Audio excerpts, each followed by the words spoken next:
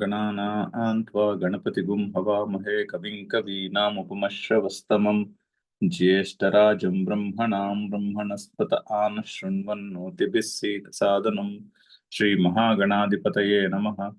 सदाशिवसमारम्भां शङ्कराचार्यमध्यमाम् अस्मदाचार्यपर्यन्तां वन्दे गुरुपरम्पराम्। श्रुतिस्मृतिपुराणानाम् आलयं करुणालयं नमामि भगवत्पादशङ्करं लोकशङ्करं। नारायणं नमस्कृत्य नरं चैव नरोत्तमं देवीं सरस्वतीं व्यासं ततो जयमुदीरयेत्। जय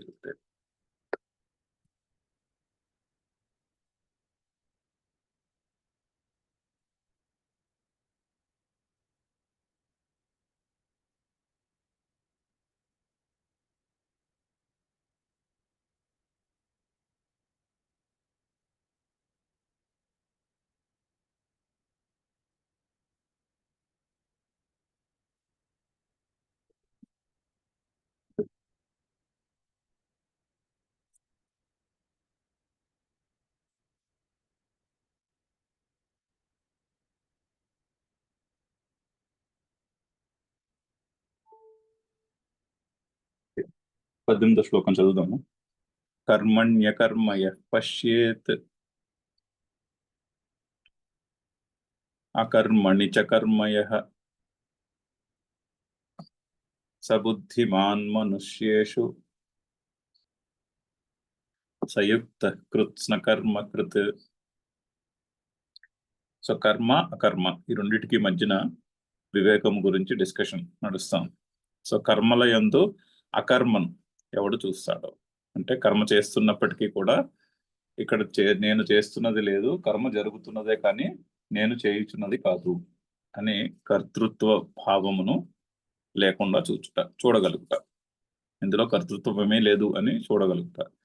అలాగే లౌకికంగా కర్మ అంటే నేను అన్ని పనులు మానేసి ఒక చోట కూర్చున్నాను అనుకునేదాన్ని అకర్మ అనుకుంటాం. ఒకవేళ అలా ఉన్నా కూడా ఆ అకర్మలో కూడా కర్తృత్వము ఉన్నది కదా. అటువంటి అభిప్రాయంలో నేను రెస్ట్ తీసుకుంటున్నాను అన్న భావం ఉంటే అందులో కర్మ ఉన్నట్టే. సో కర్తృత్వ భావము ఎక్కడ ఉంటుందో అక్కడ కర్మ ఉంది. కర్తృత్వ భావము లేని చోట కర్మ చేస్తున్నప్పటికీ కూడా కర్మ చేయుటలేదు అని ఈ వివేకం ఎవరికైతే అర్థమవుతుందో అతడు మనుషుల్లో బుద్ధిమంతుడు, అతడే యోగి, అతడే కృత్స్న కర్మ కృత్ చేయవలసిన పనులన్నీ చేసేసిన వాడు, అంటే మోక్షమునకు అర్హుడు అని అర్థం.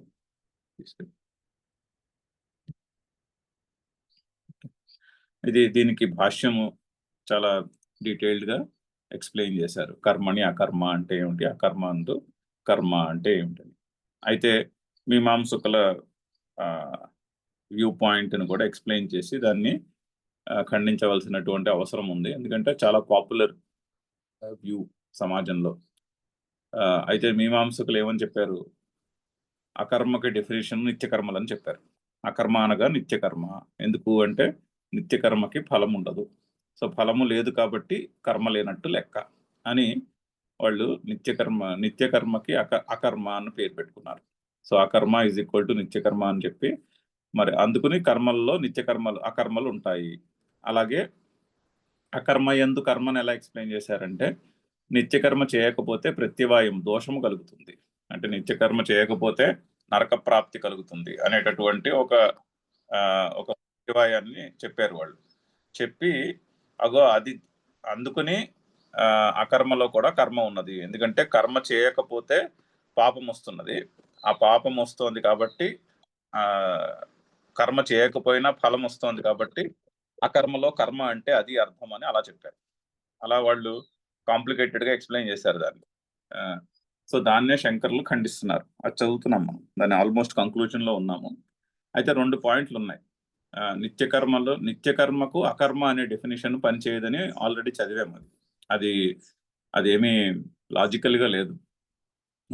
నిత్యకర్మను ఫలము లేకపోతే దానికి అకర్మ అని పేరు పెట్టడము అది లాజికల్ గా లేదని ఆ విషయము చర్చించడం అయినది.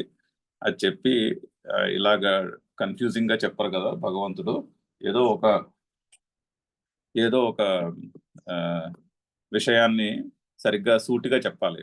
నిత్యకర్మ ఫలము లేకపోయినా చేయాలి అని ఒక మాట చెప్పేస్తే అయిపోతుందిగా.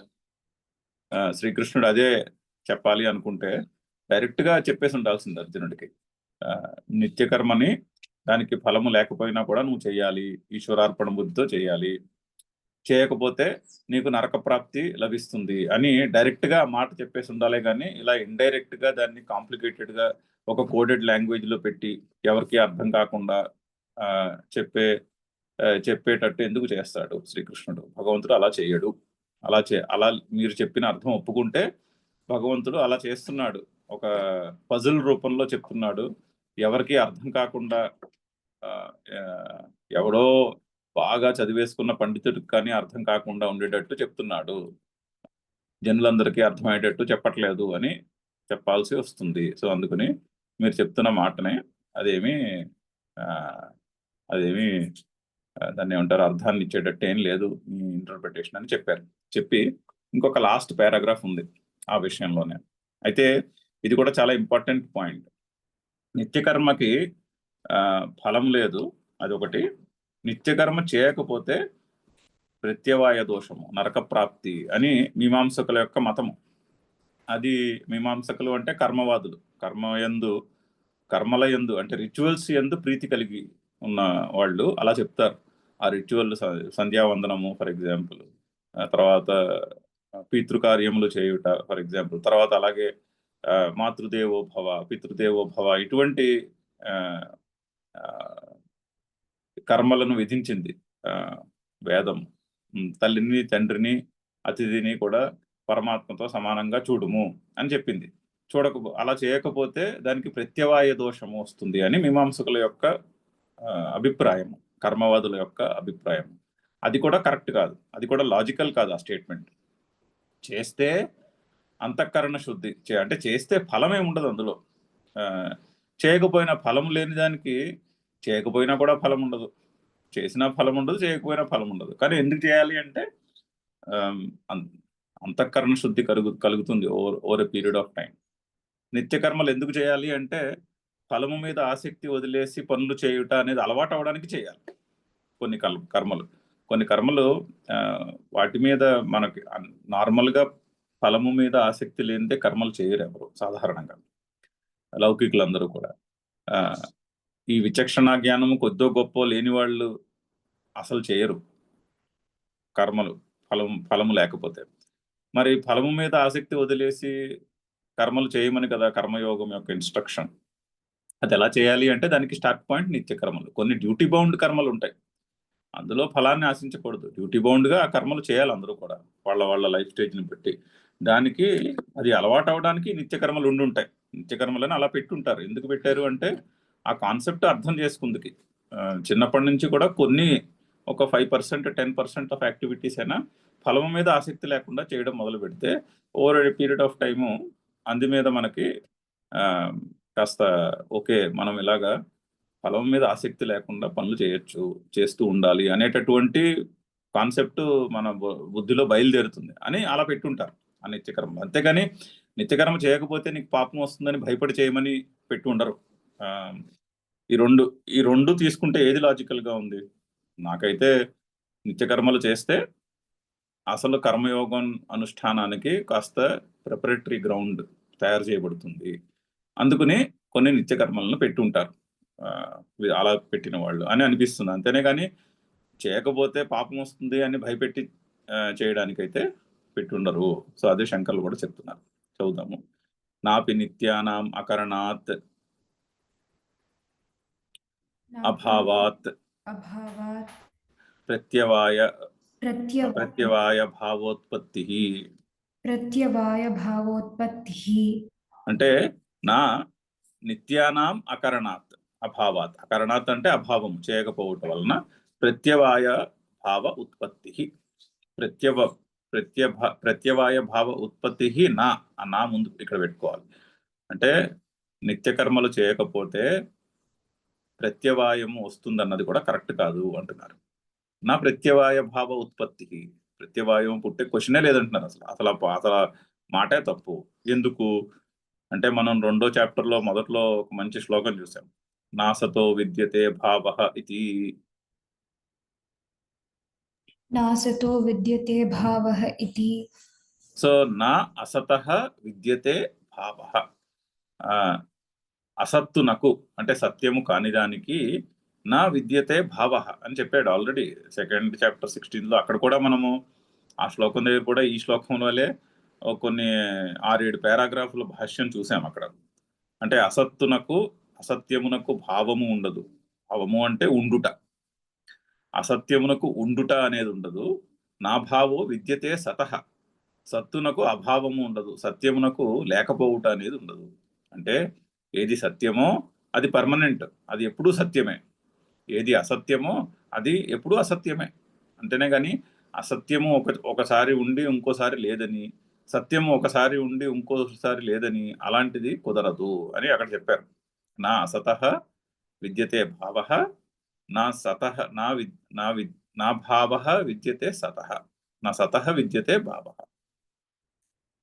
ఉభయోరపి దృష్టవంతః త్వనయోః తత్వదర్శిభిః అని ముందు ఇన్స్ట్రక్షన్ మొదలైనప్పుడే వెంటనే ఫస్ట్ లోనే వచ్చేసింది ఇన్స్ట్రక్షన్. ఉభయోః ఈ రెండింటికి కూడా సత్యము అసత్యములకు దృష్టః అంతః ఈ రెండింటికి డిఫరెన్స్ ఎవడైతే చూడగలుగుతాడో అతడే తత్వదర్శి. అనయోః తత్వదర్శిభిః ఈ రెండింటికి వివేకము చూడగలిగిన వాడు, తత్వము తెలిసిన వాడు అని అక్కడ చెప్పారు. ఇది కూడా దానికి లింక్డే. తత్వం ఎవరైతే చూడగలరో వాళ్ళకే ఇది క్లియర్ గా అర్థమవుతూ ఉంటుంది. అలాగే ఇంకో ఉపనిషత్తులో కూడా అదే వాక్యం ఉన్నది. ఏమిటది? అది ఓకే, ఎక్కడి నుంచో కోట్ చేస్తున్నారు. కథమసతః సజ్జాయేత కథమసతః సజ్జాయేత ఇతి చ దర్శితం. ఇతి చ దర్శితం.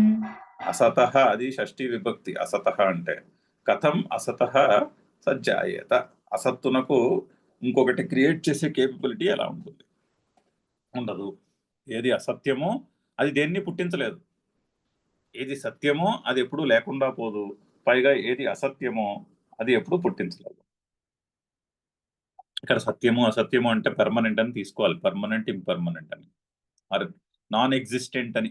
సత్యము ఎగ్జిస్టెంట్, అసత్యము నాన్ ఎగ్జిస్టెంట్, నిజము అబద్ధము అని కాదు అర్థం.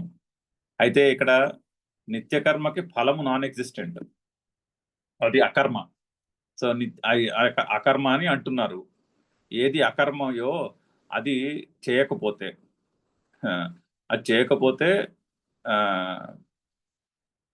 దాన్ని ఏమంటున్నారు? నరక ప్రాప్తి అంటున్నారు. అది ఎలా కుదురుతుందని అడుగుతున్నారు. ఏది అసత్యమో అంటే లేనటువంటి కర్మ, అకర్మ అంటున్నావు కదా నిత్యకర్మని, నిత్యకర్మ అకర్మ అంటే అది అసత్యము వంటిది. మరి నేను నిత్యకర్మ చేయకపోతే నరక ప్రాప్తి అని చెప్తున్నారే, అది ఎలా కుదురుతుంది అని చెప్పడానికి ఇది కోట్ చేస్తున్నారు. ఇది కోట్ చేసి అసత్యమైనది సత్యమైన దాన్ని సృష్టించలేదు, ఉండేదాన్ని సృష్టించలేదు అని. అసతః సజ్జన్మ ప్రతిషేధాత్. సో పైన వాక్యం ఏంటి? నిత్యానాం అకరణాత్ ప్రత్యవాయ భావ ఉత్పత్తి నా, అది మెయిన్ క్లెయిమ్, లాజికల్ ఆర్గ్యుమెంట్ యొక్క క్లెయిమ్ అది.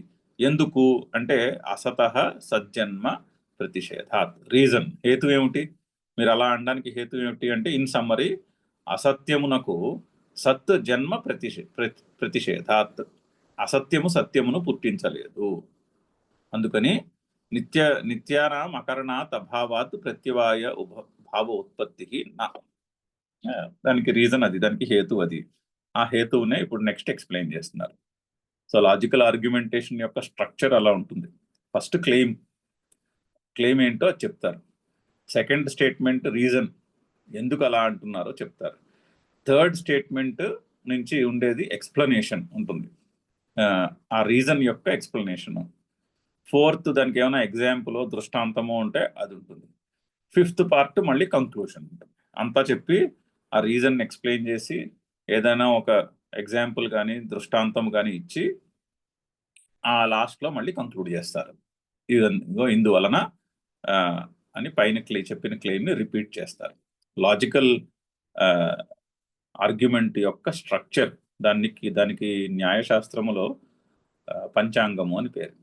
ఒక లాజికల్ సెంటెన్స్కి 5 అంగములు ఉంటాయి. ఫస్ట్ క్లెయిము, తర్వాత రీజన్, తర్వాత ఎక్స్ప్లెనేషను, తర్వాత ఎగ్జాంపుల్ దృష్టాంతము, తర్వాత కంక్లూషన్ అని న్యాయశాస్త్రంలో వాళ్ళు అలా డిఫైన్ చేసుకున్నారు. మంచి లాజికల్ స్ట్రక్చర్. మనం కూడా ఎక్కడైనా ఏదైనా ఒక ఆర్గ్యుమెంటేటివ్ రైటింగ్ చేస్తున్నప్పుడు ఎస్పెషల్లీ స్టూడెంట్స్కి చాలా ఉపయోగపడేటటువంటి సమాచారము ఏదైనా ఒక లాజికల్ ఆర్గ్యుమెంట్ని ఆర్గ్యుమెంటేటివ్ రైటింగ్లో చాలా ఉపయోగపడుతుంది. డిబేట్స్లో కూడా చాలా ఉపయోగపడుతుంది. అవతల వాడు చెప్పిన పాయింట్ని డిబేట్ చేసినప్పుడు ఈ స్ట్రక్చర్ గుర్తుపెట్టుకుంటే ఆ డిబేట్ చేయడంలో 5 పార్ట్స్ ఉంటాయి.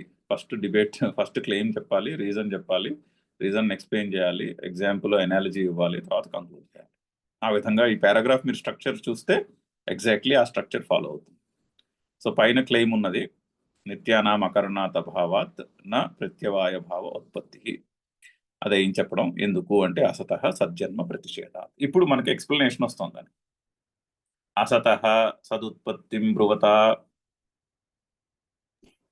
असतः सौत्पत्तिं ध्रुवता, అసదేవ సత్ భవేత్, असदेव सद्भवेत्, సచ్చ అసద్ భవేత్ ఇతి सच्च असद्भवेत् इति ఉక్తం స్యాత్, उक्तं स्यात्, తచ్చ అయుక్తం. तच्च अयुक्तं. సో మీరు ఒకవేళ అసత్యమునకు సత్యమును పుట్టించే కేపబిలిటీ ఉన్నది అని ఒప్పుకుంటే ఏమవుతుంది?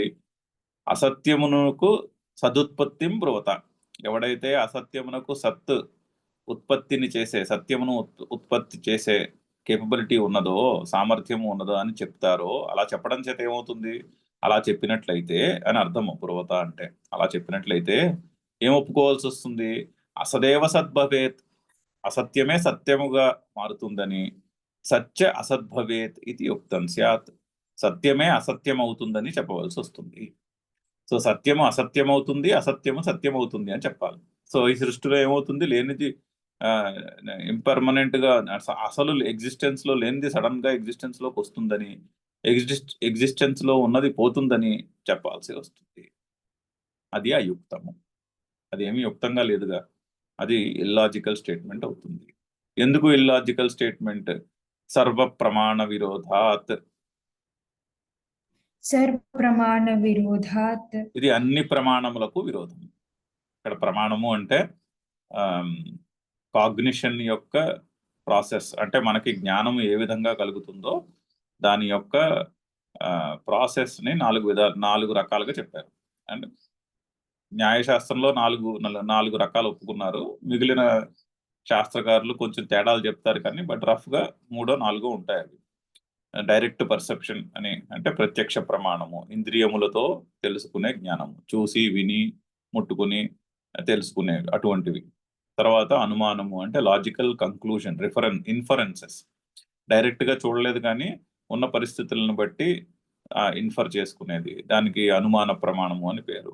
3 ఆగమ ప్రమాణము లేదా శబ్ద ప్రమాణము అంటారు. అంటే శాస్త్రం చెప్తోంది కాబట్టి ఇది కరెక్ట్. భగవద్గీత చదువుతున్నాము, భగవద్గీత చెప్పడం వల్ల కొన్ని విషయాలు తెలిసాయి మనకి, అది శాస్త్రము, ఆగమ ప్రమాణము అంటారు. శాస్త్రము కానీ గురువు కానీ చెప్పుట వలన తెలిసినది, దానికి ఆగమ ప్రమాణము అంటారు. ఈ విధంగా ఈ 3 అయితే అందరూ ఒప్పుకుంటారు.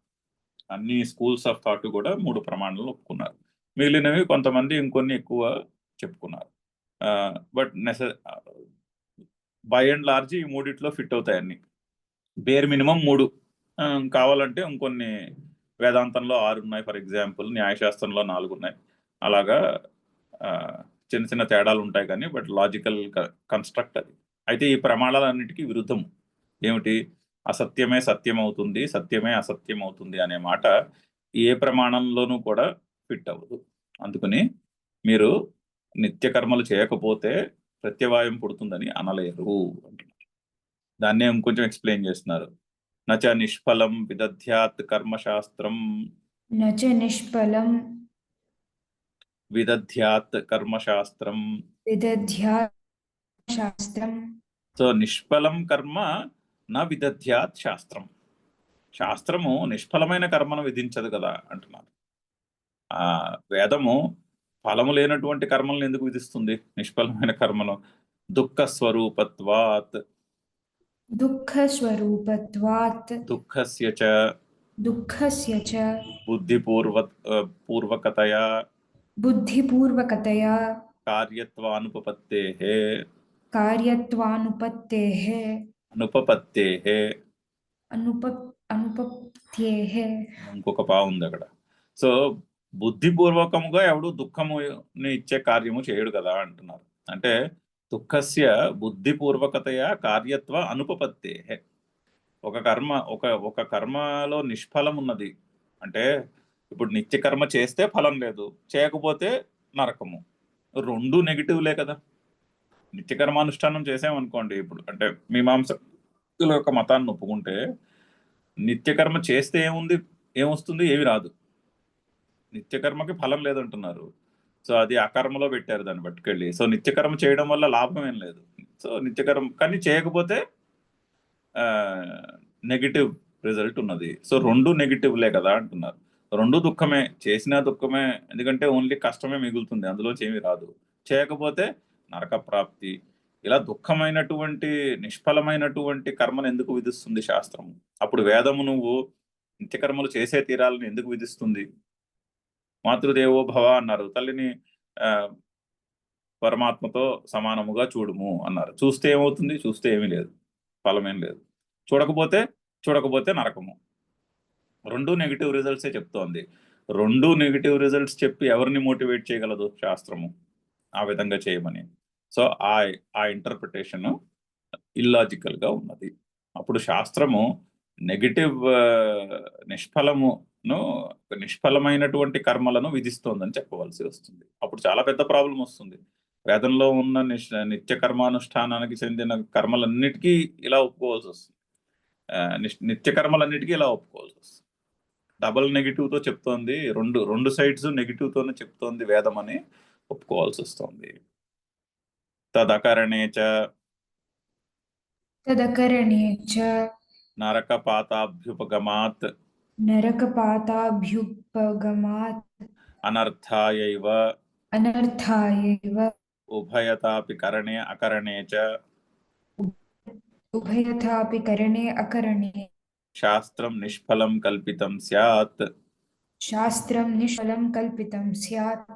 సో ఉభయతాపి కరణే అకరణే చ శాస్త్రం నిష్ఫలం కర్మ కల్పితం స్యాత్ అని చెప్పాలి. అంటే చేసినా చేయకపోయినా కూడా రెండు పక్షముల యందు నెగిటివ్ ఫలాన్ని ఇచ్చేటటువంటి కర్మలను శాస్త్రము విధించినది అని ఒప్పుకోవాల్సి వస్తుంది. అదేమి అంత ఇన్స్పైరింగ్ గా లేదు అంటున్నారు.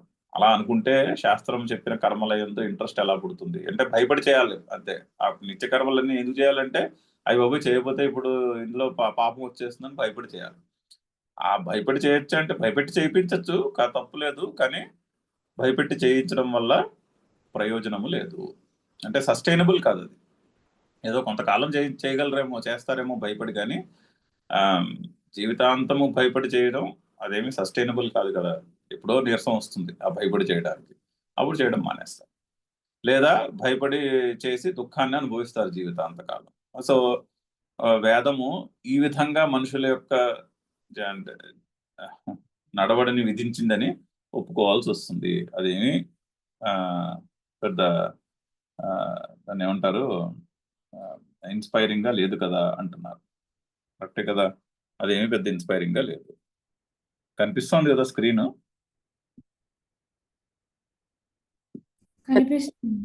ఓకే.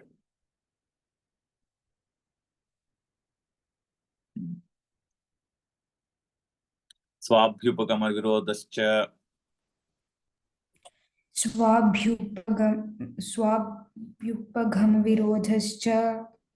అభ్యుపగమ విరోధశ్చ అంటే ఇంకొక ఫాల్ట్ ఐడెంటిఫై చేస్తున్నారు ఆ ఆర్గ్యుమెంట్ లో. నువ్వు చెప్పిన దాంట్లో కూడా సెల్ఫ్ కాంట్రడిక్టరీగా ఉంది నువ్వు చెప్పింది అంటున్నారు. అది ఎలాగో చెప్తున్నారు. స్వాభ్యుపగమ విరోధశ్చ ఇంకొక పాయింట్, లాస్ట్ పాయింట్ ఉంది. అదేంటంటే నువ్వు చెప్పిన స్టేట్మెంటే సెల్ఫ్ కాంట్రడిక్టరీగా ఉన్నది అని చెప్తున్నారు. అది ఎలాగా ఎక్స్ప్లెయిన్ చేస్తున్నారు. నిత్యం నిష్ఫలం కర్మేతి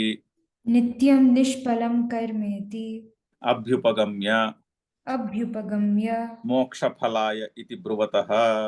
मोक्षफलाय इति ब्रुवतः. ఇది ఇంకా ఫైనల్, ఆ మాటని తిరస్కరించడానికి ఫైనల్ మాట వాళ్ళ ఆర్గ్యుమెంట్ని. ఏమిటి?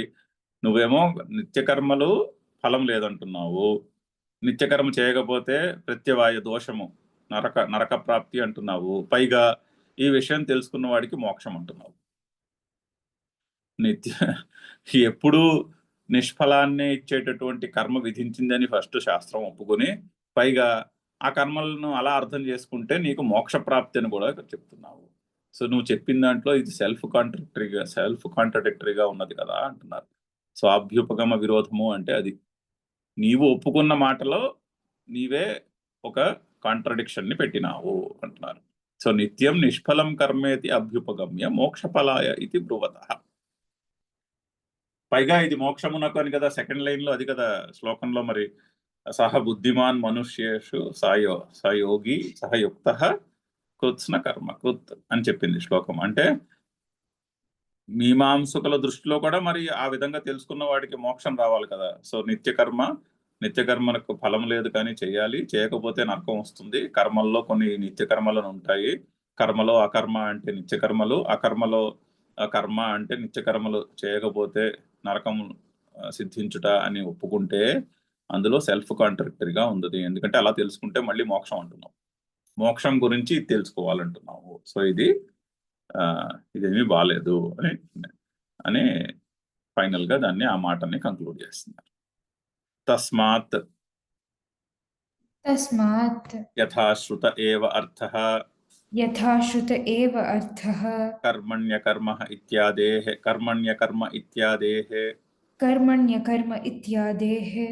సో యథాశ్రుత ఏవ అర్థః అంటే మనం ముందు ఎలా డిస్కస్ చేసుకున్నామో, ఎలా వినిపించిందో, కర్మల యందు అకర్మ, అకర్మల యందు కర్మ అని కర్తృత్వ భావమును గురించి చెప్తున్నటువంటి శ్లోకము. ఎలా చెప్పాడో అలాగే అర్థం చేసుకోవాలి. తథా చ వ్యాఖ్యాతః అస్మాభిః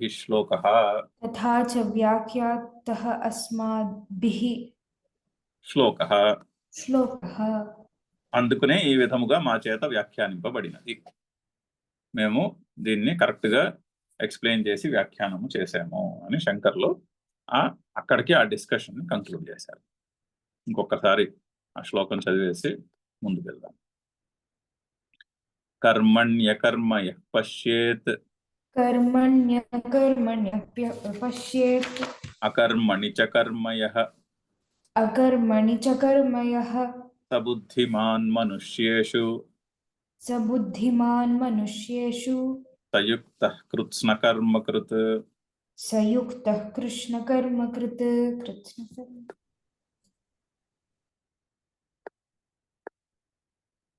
ఆ శ్లోకం అయింది అక్కడికి. నెక్స్ట్ శ్లోకం.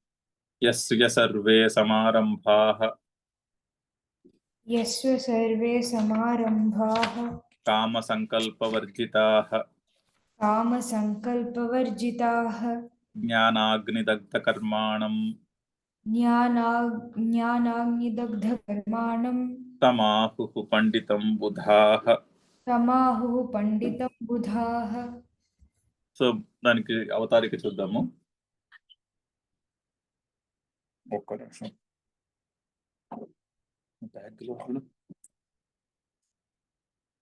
కార్లో ఉంది.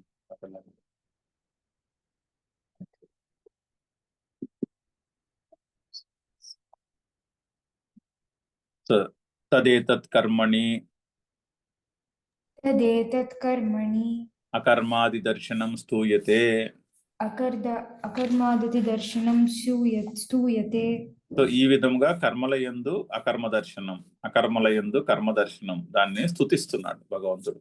సో ముందు కాన్సెప్ట్ చెప్పి, ఆ కాన్సెప్ట్ ఎడల మనకి కాస్త మక్కువ కలగాలని, ఆ కాన్సెప్ట్ ని అర్థం చేసుకునే ఇంట్రెస్ట్ కలగాలని ఆ కాన్సెప్ట్ ని కాస్త దాని యొక్క స్తుతి జరుగుతున్నది. చూడండి ఎంత మంచి, చాలా మంచి శ్లోకము. యస్య సర్వే సమారంభాః, ఎవనికైతే సర్వం చేసిన పనులన్నీ కూడా, సమారంభాః మొదలుపెట్టిన పనులన్నీ కూడా కామ సంకల్ప వర్జితాః, తను మొదలుపెట్టిన ఏ పనిలోనూ కూడా కోరిక లేదు. కోరిక వలన పుట్టినటువంటి సంకల్పము లేదు. అంటే ఇక్కడ కోరిక అంటే పర్సనల్ బెనిఫిట్ యొక్క కోరిక అని దృష్టిలో పెట్టుకో. ఆ, కామము అంటే భగవద్గీతలో కోరిక. కోరిక అంటే ఎటువంటి కోరిక? నాకేదో కావాలనే కోరిక. అక్కడ ఆ నా అన్నది పుట్టుకో, నాకు ఇది కావాలి అనే కోరిక. సో అటువంటి కోరిక, ఆ కోరిక నుంచి పుట్టినటువంటి సంకల్పములు, అవి లేకుండా ఉన్నటువంటి పనులన్నీ, అతను మొదలుపెట్టిన పనులన్నీ అవే. అటువంటి వాడిని గురించి చెప్తున్నాడు. తమాహు పండితం బుధాహ. అటువంటి వాడిని పండితుడు అంటారు.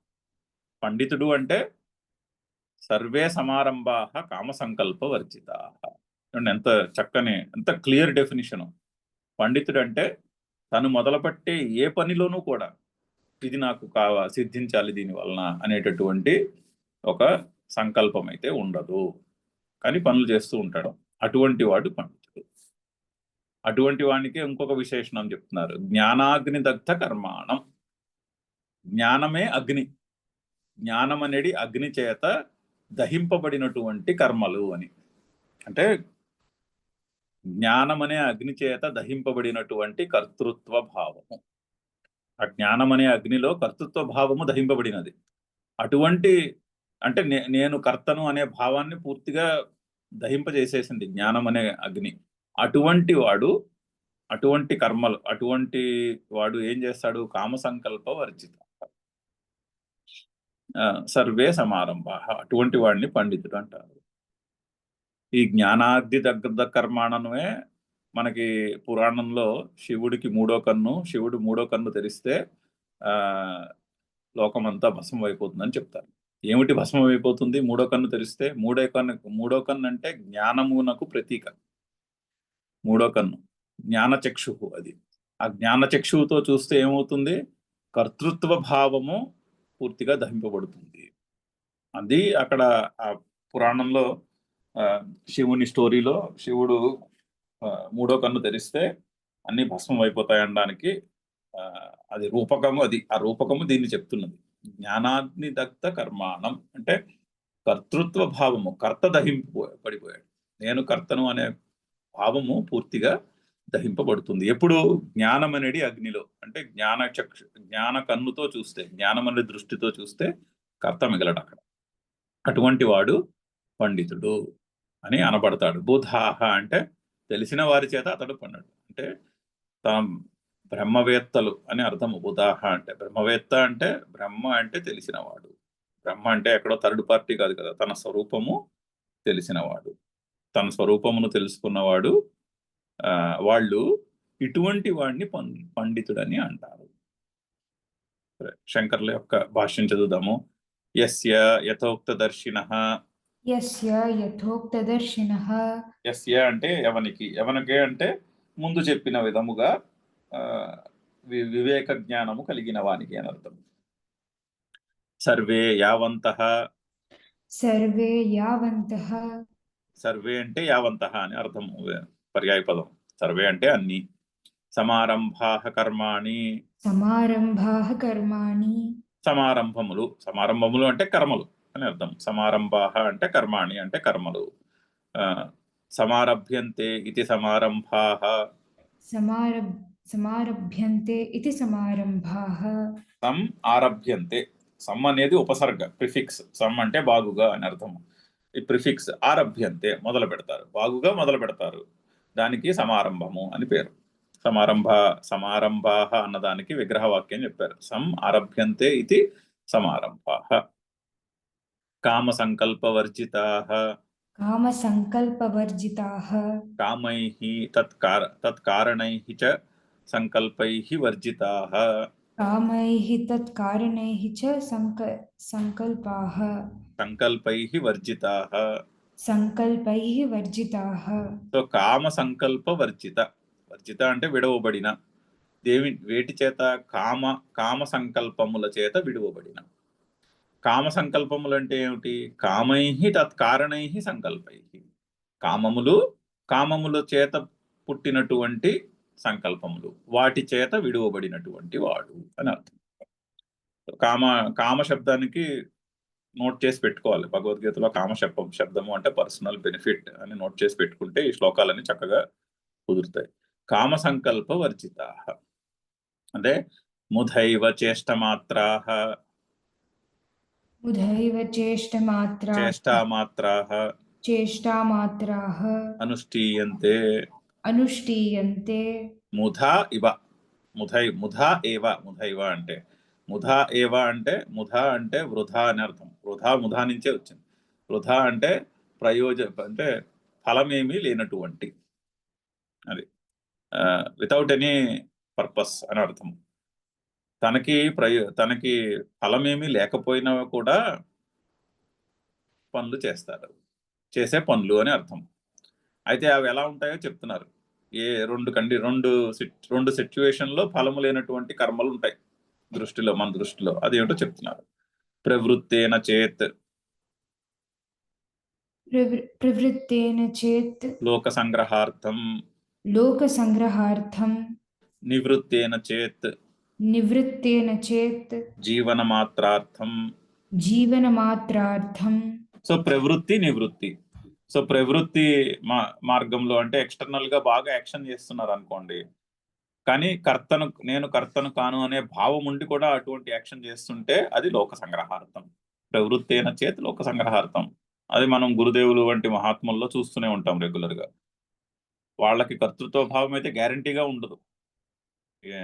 శ్రీకృష్ణుడు చెప్తున్న శ్లోకాలను బట్టి చూస్తే అస్సలు కించిత్ కూడా ఉండదు కర్తృత్వ భావం. జ్ఞానాగ్ని దగ్ధ కర్మాణం, ఆ కర్తృత్వము జ్ఞానం అనేది అగ్ని చేత దహింపబడినటువంటి యాటిట్యూడ్. కానీ పనులు చేస్తూ ఉంటారు, ఎందుకు? లోక సంగ్రహార్థం. ఆ విధంగా మనకు కనిపిస్తే వాళ్ళు లోక సంగ్రహార్థం పనులు చేస్తున్నారని అర్థం చేసుకోవాలి. కొంతమంది మహాత్ములు అంత పనులు చేయకుండా కాముగా ఉంటారు. ఇప్పుడు రమణ మహర్షి లాంటి వాళ్ళు ప్రవృత్తి మార్గంలో ఏం పెద్దగా చేయలేదు. కాముగా ఉండేవారు, కూర్చునేవారు, ఎవరన్నా వచ్చి ఏమన్నా అడిగితే ఓ ముక్క చెప్పేవారు, కాముగా ఉండేవారు. అది నివృత్తి. అటువంటి మహాత్ములను చూస్తే నివృత్తి రచేత, కానీ వాళ్ళు కూడా చిన్న చిన్న పనులు చేస్తారు. కొన్ని ఆ పనులు ఎందుకు చేస్తారు? జీవన మాత్ర, శరీర యాత్ర గురించి చేసేటటువంటి కర్మలు చేస్తారు.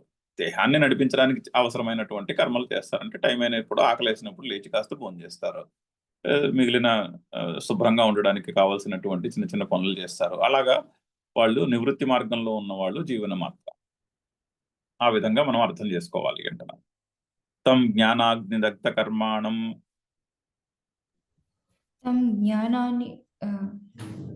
జ్ఞానాగ్ని దగ్ధ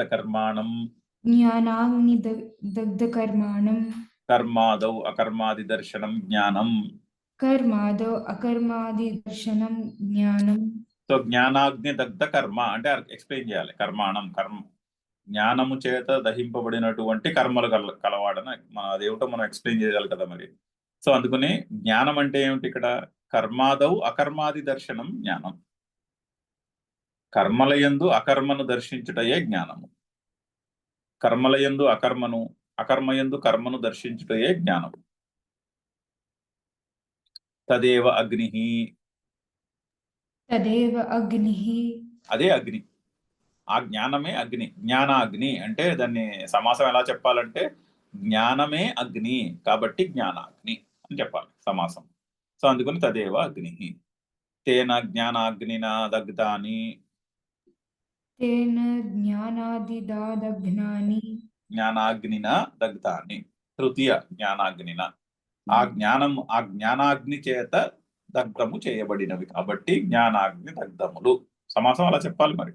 జ్ఞానాగ్ని దగ్ధ కర్మాణి అంటే ఆ విధంగా చెప్పాల్సి వస్తుంది సమాసము. జ్ఞానము ఫస్ట్. ఏమిటి జ్ఞానము? కర్మయందు అకర్మయందు కర్మను చూచుటయే జ్ఞానము. ఆ జ్ఞానమే అగ్ని. ఆ జ్ఞానమునడి అగ్ని చేత దహింపబడినటువంటివి అని చెప్పాలి. అది సమాసం యొక్క ఎక్స్ప్లెనేషన్. అది చక్కగా మనకి సంస్కృతంలో ఆ సమస్త పదానికి చక్కగా విగ్రహవాక్యం నేర్పిస్తున్నారు. ఏమిటి దహింపబడినవి? జ్ఞానాగ్ని చేత. ఆ జ్ఞానం అనేది అగ్ని చేత ఏమిటి దహింపబడినవి? శుభాశుభ లక్షణాని కర్మాణి. శుభ అశుభములనే కర్మలు అంటే పుణ్యకర్మలు, పాపకర్మలు. ఈ కర్మ శుభము, పుణ్యాన్ని సిద్ధిస్తుంది నాకు. ఆ కర్మ అశుభము, అది చేస్తే అశుభము అంటే పాపము అంటుకుంటుంది నాకు అనేటటువంటి కాన్సెప్ట్ ని దగ్ధము చేయాలి. అది అంటారు. శుభాశుభ లక్షణాన్ని కర్మాణి. అంటే శుభాశుభ లక్ష్యములతో చేసే కర్మలలో ఉన్న కర్తృత్వమును అని అర్థం చేసుకుంటే బాగుంటుంది.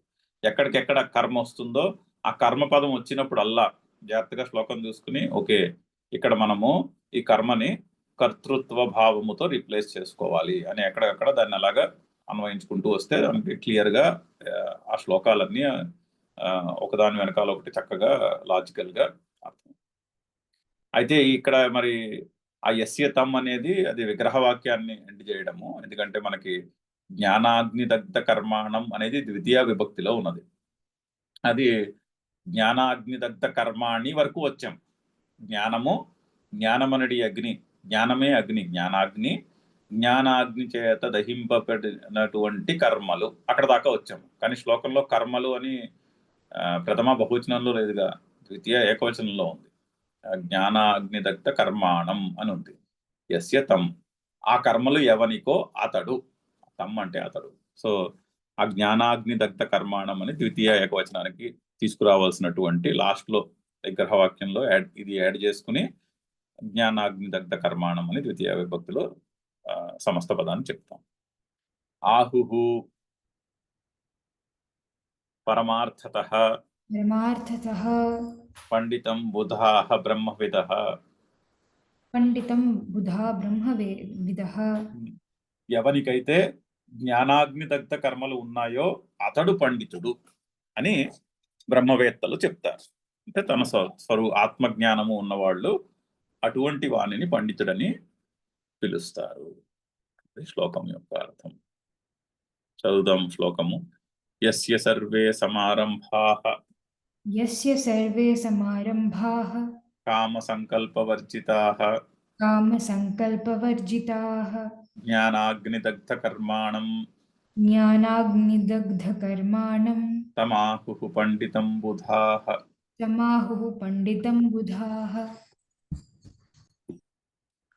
నెక్స్ట్.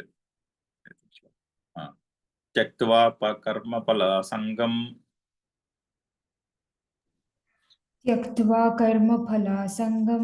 నిత్యతృప్తో నిరాశ్రయః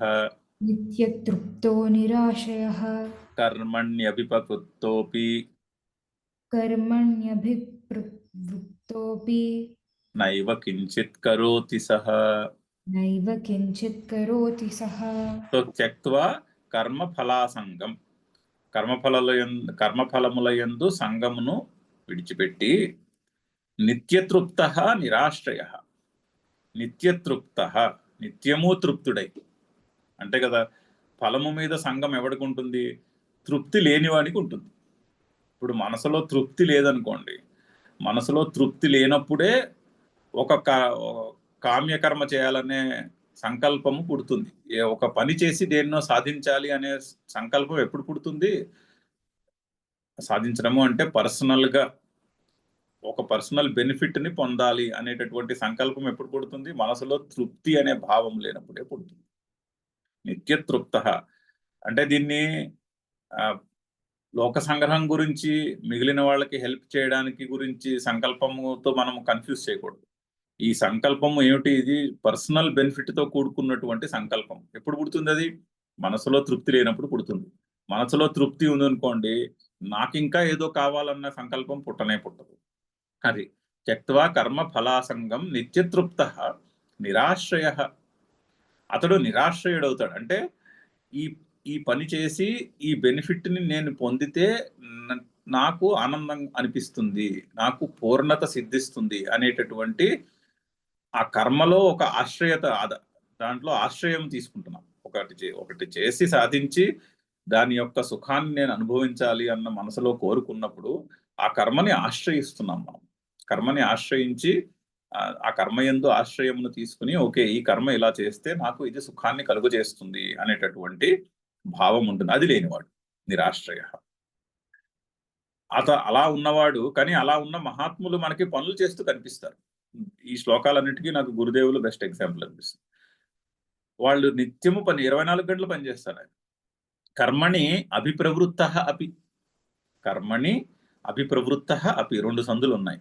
కర్మణ్య అభిప్రవృత్తోపి, కర్మణి అభిప్రవృత్తః అపి, కర్మలయందు కర్మలు చేస్తూ ఉన్నప్పటికీ కూడా అభిప్రవృత్తః అపి న ఏవ కించిత్ కరోతి సహ, నైవ కించిత్ కరోతి సహ, అతడు కించిత్ కూడా చేయట్లేదు. అంటే ఇప్పుడు గురుదేవులు లాంటి మహాత్ములు 24/7 పనులు చేస్తున్నప్పుడు కూడా, కానీ పనులు చేస్తూ ఉన్నప్పటికీ కూడా వాళ్ళు ఏమీ చేయట్లేదు. శ్రీకృష్ణుడు తన విషయంలో కూడా అలాగే చెప్తాడు, ఇవన్నీ నేను చేస్తున్నప్పటికి కూడా నేనేమీ చేయట్లేదని చెప్పాడు. ఆల్రెడీ అక్కడ చాతుర్వర్ణ్యం మయా సృష్ట దగ్గర చెప్పాడు, మయా సృష్ట దగ్గర కూడా చెప్పాడు, వీటికి కారణము నేనే అయినప్పటికీ కూడా నేనేమీ చేయట్లేదు అని. అది ఇక్కడ కూడా అదే చెప్తున్నా. కర్మ ఫలాసంగం త్యక్త్వా నిత్యతృప్తః నిరాశ్రయః కర్మణి అభిప్రవృత్తః అపి కించిత్ కరోతి నైవ సహ. కొంచెం కూడా అతడు సహ కించిత్ నైవ కరోతి, కించిదేవ నా కరోతి, అలా కూడా చెప్పుకోవచ్చు. అవి కొంచెము కూడా అతను చేయటలేదు. చాలా చక్కని కాన్సెప్ట్.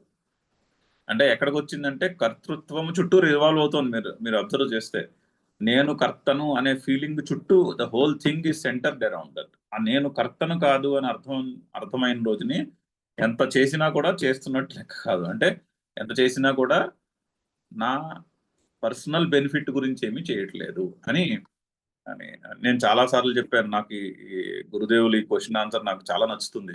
ఈ శ్లోకాలన్నిటికీ అది చాలా రిలవెంట్. ఆయన్ని ఇంటర్వ్యూల్లో ఒక్కోసారి అడుగుతారు మీకేం కావాలని. మీకేం కావాలంటే ఆయన వెంటనే ఇమ్మీడియట్ గా ఆన్సర్ వస్తుంది, నాకేమీ అక్కర్లేదు, నాకు కావాల్సిందంతా నా దగ్గర ఉంది, నేను చాలా తృప్తితో ఉన్నాను, నాకేమి, I'm home, I don't need anything, I'm home అని చెప్తాడు. చాలాసార్లు అడుగుతారు మీరు ఇంత పని చేయిస్తున్నారు కదా, మీకు ఏం కావాలి, మీ ఆబ్జెక్టివ్ ఏంటి, నాకేం లేదని చెప్తాడు, నాకేం అక్కర్లేదని చెప్తాడు. మరి ఆర్ట్ ఆఫ్ లివింగ్ అంటారు, ఆర్ట్ ఆఫ్ లివింగ్ కి ఆబ్జెక్టివ్స్ ఉంటాయి అని చాలా క్లియర్గా చెప్తారు. ఆర్ట్ ఆఫ్ లివింగ్ కి ఆబ్జెక్టివ్స్ ఉంటాయి, ఆర్ట్ ఆఫ్ లివింగ్ కి తన గోల్స్ ఉంటాయి. ఆర్ట్ ఆఫ్ లివింగ్ అనే సంస్థకి ఇంతమందికి కోర్సులు చెప్పాలి, ఇంత పని చేయాలి, వీళ్ళందరికీ నేను ఏదో ఉపశమనాన్ని కలుగు చేయాలి అనే ఆర్ట్ ఆఫ్ లివింగ్ కి ఉంటాయి గోల్స్. నీకేం కావాలి, నాకేం అక్కర్లేదు.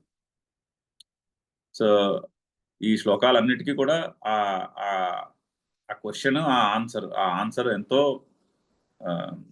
దృష్టాంతం ఈ శ్లోకానికి ఆన్సర్. ఇంకా దాన్ని మించిన దృష్టాంతం అక్కర్లేదు. అది నేను చాలాసార్లు చెప్పాను. ఎన్నిసార్లు చెప్పినా కూడా ఆ క్వశ్చన్ ఆన్సర్ తలుచుకుంటే ఎప్పుడూ అందులో ఆశ్చర్యమే. ఆయన ఇంటర్వ్యూయర్ అడగడము, ఈయన గుక్క తిప్పుకోకుండా ఇమ్మీడియట్ గా ఆన్సర్ వస్తుంది, నాకేం అక్కర్లేదు. అది దట్ ఈస్ ద ఆ కర్తృత్వము యొక్క కర్తృత్వ భావం ఉన్నదా లేనిదా అన్న దాంట్లో ఉండేటటువంటి డిఫరెన్స్. అయితే మనకి ఈ ప్రశ్న మీరు చాలాసార్లు అడిగారు, ఇంకా చాలాసార్లు మన మనసులో ఈ ప్రశ్న వస్తూనే ఉంటుంది. నేను కర్తను కాకపోతే అది అంటే అలా చెప్తావు, నేను కర్తను కాకపోతే అసలు ఏ పని చేయను కదా అనే ప్రశ్న మన మనసులో ఉదయిస్తూనే ఉంటుంది. ఆ ప్రశ్న ఉదయించినప్పుడల్లా గురుదేవులు పర్ఫెక్ట్ ఆన్సర్. గురుదేవులు, స్వామి వివేకానంద, వీళ్ళందరూ ఎంతో మంది మహాత్ములు ఉన్నారు. అలాగే ఎవరి కథ నచ్చితే వాళ్ళ లైఫ్ యొక్క ప్రోగ్రెస్, లైఫ్ స్టోరీని చూస్తే అది క్లియర్ గా కొట్టొచ్చినట్టు కనిపిస్తూ ఉంటుంది. మనకు ఒప్పుకోవాలని నచ్చదు, కానీ విషయం అది కర్తృత్వ భావముతో ముడిపడి ఉన్నది. సో త్యక్త్వా కర్మ ఫలాసంగం నిత్యతృప్తః నిరాశ్రయః కర్మణి అభిప్రవృత్తః అపి నైవ కించిత్ కరోతి సహా. దానికి చక్కని అవతారిక ఉంది, మనకి ఈ శ్లోకం అర్థం కావడానికి. చదువుదాం అవతారిక. యస్తు కర్మాదౌ అకర్మాదిదర్శీ సహ అకర్మాదిదర్శనాదేవ నిష్కర్మా సన్యాసి జీవనమాత్రార్థచేష్టః సన్ జీవనమాత్రార్థచేష్టః సన్ కర్మణి న ప్రవర్తతే. సో యః తు కర్మాదౌ అకర్మాదిదర్శి, కర్మలయందు అకర్మమును దర్శించువాడు, సహ అకర్మాది దర్శనాత్, అతడు కర్తృత్వమును అకర్మను చూచుట వలన, అంటే కర్తృత్వము లేదు అని తెలుసుకోవట వలన, నిష్కర్మ సన్యాసి జీవన మాత్రార్థ చేష్టా సన్, నిష్కామ కర్మలు చేయువాడి సన్యాసి అయి జీవన్మాత్రార్థ చేష్టలు సన్. ఎక్కడైనా నేను కర్తను అని ఉంటే అది జీవన మాత్ర చేష్టలకే వర్తిస్తుంది. ఆకలేస్తే ఇప్పుడు నేను వెళ్ళి భోంచేస్తాను అంట. అదిగో అలా అంటారేంటి, ఆయన మాత్రం ఆకలేస్తే నేను భోంచేస్తాను అనడా అని మన మనసులో ప్రశ్న వస్తుందేమో అని అంటారు. నాకు ఆకలేస్తుంది, నాకు భోజనం పెట్టు అని వాళ్ళు అంటారు ఆకలేసినప్పుడు. ఎందుకంటారు అంటే ఆ భోజనం చేయుట అనే కర్మ జీవన యాత్ర సాగించడానికి కావాల్సిన అవసరమైనటువంటి కర్మ, ఆ శరీరాన్ని నిలబెట్టడానికి కావాల్సిన. అంతేనే గాని అది దాటి కర్మని నా ప్రవర్తతే, కర్మల యందు ప్రవృత్తి కలిగి ఉండరు. అంటే పనులు చేయడం మానేస్తారని కాదు, పనులు చేసినప్పటికీ కూడా కర్తృత్వం అయితే గ్యారంటీగా ఉండదు అని భావం. యద్యపి ప్రాక్ వివేకతః ప్రవృత్తః, సో యద్యపి ప్రాక్ వివేకతః ప్రవృత్తః, ఒకవేళ ఈ జ్ఞానము ఉదయించక ముందు కొన్ని పనులు మొదలు పెట్టాడు అనుకోండి. అంతే కదా, అందరికీ లైఫ్ స్టార్టింగ్ లో ఈ జ్ఞానం కలగకపోవచ్చు. సో ఈ జ్ఞానం కలగక ముందు కొన్ని పనులు మొదలు పెట్టాడు సంకల్పం. అంటే నాకు ఈ బెనిఫిట్ కావాలనే సంకల్పంతో పనులు మొదలు పెట్టాడు. యహతు ప్రారబ్ధ కర్మా సన్ ఉత్తరక, యహతు ప్రారబ్ధ కర్మా సన్, यह तु प्रारब्धकर्म तासन् కర్మాసన్ कर्म కాలేదు, कर्मासन् ఉత్తరకాలం ఉత్పన్నాత్మ సమ్యక్ దర్శన స్యాత్, उत्तरकालम् ఉత్పన్నాత్మ సమ్యక్ దర్శన స్యాత్, సహ కర్మణి ప్రయోజనం అపశ్యన్ ససాధనం కర్మ పరిత్యత్యేవ. ओके ఒకవేళ ప్రారబ్ధ కర్మాసన్ ఉత్తరకాలం ఉత్పన్న ఆత్మ సమ్యక్ దర్శన స్యాత్ సహ కర్మణి ప్రయోజనం అపశ్యన్ ససాధనం కర్మ పరిత్యజతి ఏవ. ఒకవేళ ముందు ఈ వివేకము ఉదయించక ముందు పనులు మొదలుపెట్టినా, అంటే సంకల్పం ఉండాలి, నేను కర్తను అనే సంకల్పంతో పని మొదలుపెట్టినా కూడా ఈ విజ్ఞానము ఉదయించినప్పుడు ఆ కర్తృత్వాన్ని వదిలేస్తాడు. సహ కర్మని ప్రయోజనం అపశ్యన్ ససాధనం కర్మ పరిత్యజతి ఏవ. సాధనములతో సహా కర్మను కర్మ పరిత్యాగము చేస్తారు. మళ్ళీ అక్కడ కూడా ఆ కర్మ పరిత్యాగము అంటే కర్తృత్వాన్ని పరిత్యాగము చేస్తారు. సహ కుతశ్చిత్ నిమిత్తాత్ सः कुतश्चित् निमित्तात् కర్మ పరిత్యాగా సంభవే సతి कर्मपरित्यागः सम्भवे सति కర్మణి తత్ఫలే చ సంగరహితతయా कर्मणि तत्फले च सङ्गरहिततया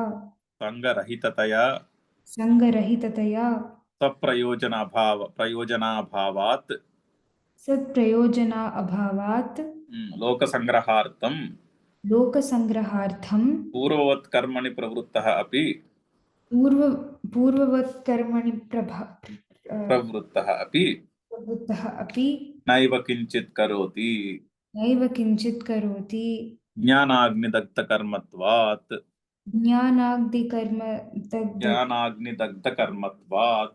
ज्ञानादिदग्धकर्मत्वात् సో అదే ఎక్స్ప్లెయిన్ చేస్తున్నారు. అతడు సహా కుతశ్చిత్ నిమిత్తాత్ కర్మ పరిత్యాగ అసంభవే సతి, ఒకవేళ అతడు నిమిత్త మాత్రుడై కర్మ పరిత్యాగము చేయలేని పరిస్థితిలో, అంటే ఎక్స్టర్నల్ గా కర్మలు వదిలేయడం చేయలేని పరిస్థితిలో ఉంటే కర్మణి తత్ఫలేచ సంగరహితతయ, కర్మలు చేస్తాడు ఎలాగా, తత్ఫలేచ సంగరహితతయ, ఆ ఫలముల యందు సంగము లేకుండా చేస్తాడు. అంటే ఏమిటి అర్థము, స్వప్రయోజన అభావాత్, తనకి సొంత ప్రయోజనము ఏమీ లేకుండా, తన స్వప్రయోజనము అంటే తన సొంత ప్రయోజనం, తనకి బెనిఫిట్ ఏమీ ఆశించకుండా లోక సంగ్రహార్థం పూర్వవత్ కర్మణి ప్రవృత్తః, లోక సంగ్రహార్థం కొరకు ముందు వలె కర్మల యందు ప్రవృత్తి కలిగిన వాడై అపి, అలా ఉన్నప్పటికీ కూడా నైవ కించిత్ కరోతి, అతనేమి చేయడు.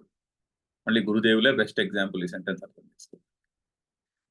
పూర్తిగా కర్మలు చేస్తున్నట్టు కనిపిస్తున్నా కూడా ఆ పనులన్నీ లోక సంగ్రహం గురించే చేస్తున్నారు, కానీ స్వప్రయోజనం గురించి చేయట్లేదు. అందుకని వాళ్ళు కర్మలు చేస్తున్నా కూడా కర్మలు ఏమీ చేయట్లేదు. ఎందుకు, జ్ఞానాగ్నిదగ్ధ కర్మ, ఆ కర్తృత్వం అనే భావము జ్ఞానాగ్ని చేత దహింపబడినట్టు కాబట్టి. తదీయం కర్మ అకర్మైవ तदीव कर्म अकर्मैव తదీయం కర్మ అకర్మైవ సంపద్యతే. ओके ఓకే, ఇత్యేతం అర్థం దర్శయనాహ. इत्येतम् अर्थं दर्शन అది అవతారిక. ఈ అర్థాన్ని తెలుపుటకై శ్రీకృష్ణుడు ఈ శ్లోకం చెప్పాడు. సరే, శ్లోకం చదివేసి ఆపుదాము. భాష్యము సోమవారం ఫినిష్ చేద్దాం.